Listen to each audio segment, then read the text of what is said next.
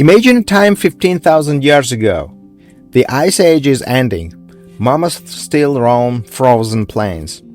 Across Eurasia, early humans gather around fires, speaking words that echo through time. Mother, man, to pull. These are not just random sounds. They may be fragments of the oldest known spoken language. Words that modern science now believes were once shared by the ancestors of billions of people from Europe to South Asia. In 2013, evolutionary biologist Mark Pagel and his team published a groundbreaking study. Using advanced linguistic analysis and evolutionary modeling, they reconstructed a list of words that may have survived for over 15,000 years. And where might this language have been spoken? Possibly in the heart of the Caucasus Mountains, in the lands we know today as Georgia.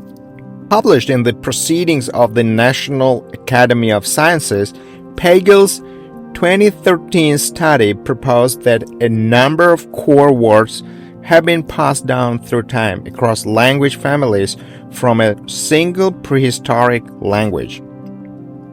This hypothetical language would have predated all modern Indo-European tongues and even many of the earliest known proto-languages.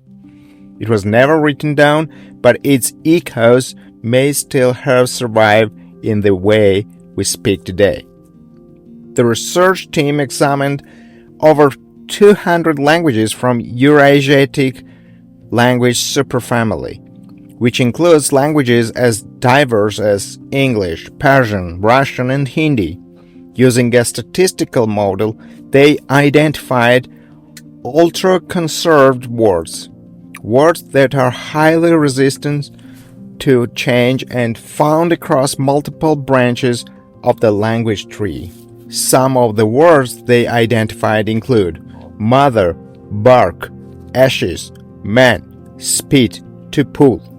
These are words so basic, so rooted in human experience, that they may have stayed intact for millennia. Like I've mentioned above, Pagel and his team suggest that the original speakers of this ancestral tongue may have lived in or near the southern Caucasus, particularly in what is now we know as the modern country of Georgia. Why Georgia? This country sits as a historical and ecological crossroad, a bridge between Europe and Asia, between mountains and steppes, between cultures. It has long been recognized for its linguistic diversity, with several unique language families native to this compact area. Georgia is also a known hotspot of early human migration. The earliest evidence of humans outside Africa was discovered in Georgia, at Manisi region. These ancient human remains are 1.8 million years old, making Georgia one of the oldest known human settlements in the world.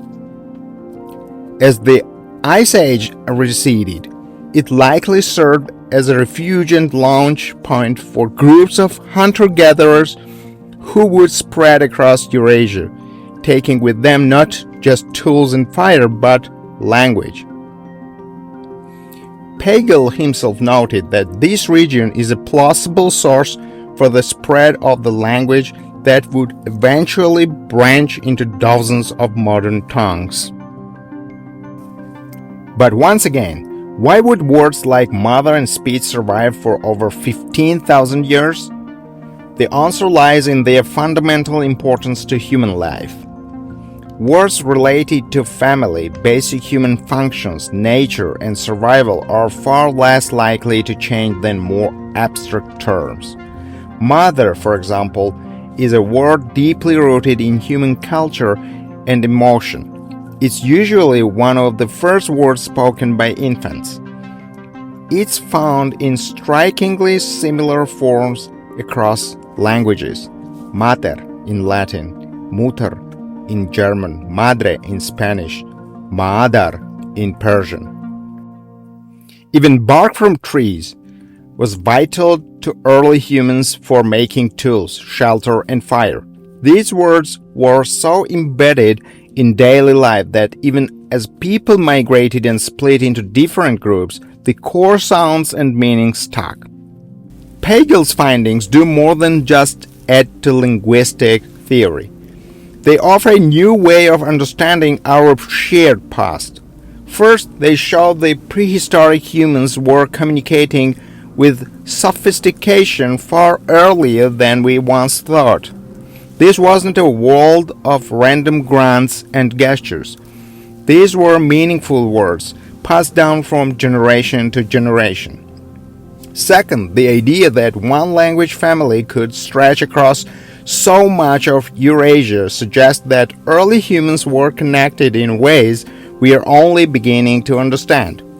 Third, the research supports the idea that Georgia and the Caucasus region could be one of the original linguistic homelands of humanity, not just a place of cultural survival, but a source of linguistic innovation.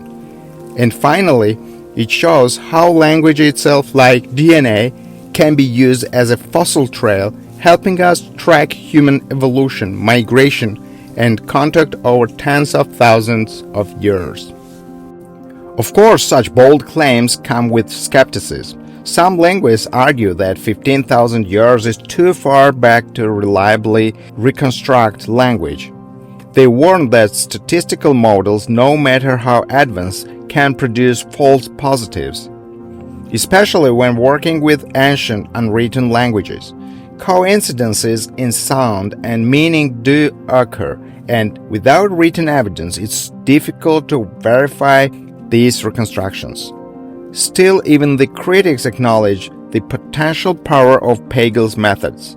Whether the exact words are correct or not, the idea that language can survive deep time is both plausible and inspiring. So, can we truly hear the voices of our ancestors from 15,000 years ago? Thanks to modern science, perhaps we can. When we speak the word mother or man or to pull, we may be whispering the same syllables our ancestors once did as they hunted, gathered, and built the foundations of human society, perhaps near the forests and valleys of ancient Georgia. Language is not just a tool, it's a memory, a thread connecting the past to the present. And maybe, just maybe, the first human language isn't lost. It's just been living quietly in the words we use every day. If you found this exploration of ancient language and human origins fascinating, don't forget to like, subscribe, and hit the bell. This is Historydom, the kingdom of history, where we bring the forgotten past back to life. Thanks for watching. See you in the next episode.